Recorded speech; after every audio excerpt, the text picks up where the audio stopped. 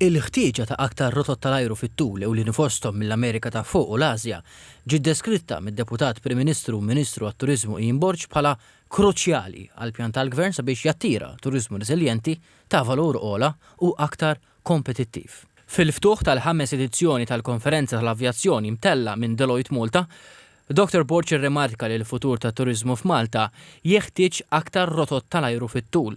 U semma li xarajn oħra se tinkiteb paġna oħra fl-istorja tal-avjazzjoni u t-turiżmu lokali bl-introduzzjoni ta' titjiriet diretti 3 darbit fil-ġimgħa bejn Malta u New York permezz ta' Delta Airlines.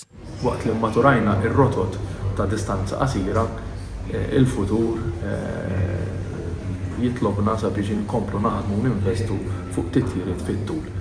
L-introduzzjoni ta' Delta minn JFK propju ftit tal-ġimgħa oħra hija xi ħaġa pożittiva li ħdimna li hawn kuntenti ħafna, rridu nkomplu nżidu u anke nħarsu lejn l-Asja. Qal li bħala stat gżira l-avjazzjoni huwa essenzjali għall konnettività ta' Malta u ċentrali għall-ekonomija.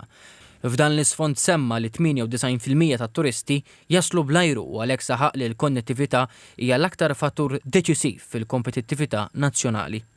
Irrefera l-istrateġija tal-konnettività mexxija mill-Awtorità Maltija għat-Turiżmu li qal tipprioritizza l-iżvilupp tar-rotot, id-diversifikazzjoni tas-swieq u l-aċċessibilità matul is-sena kollha.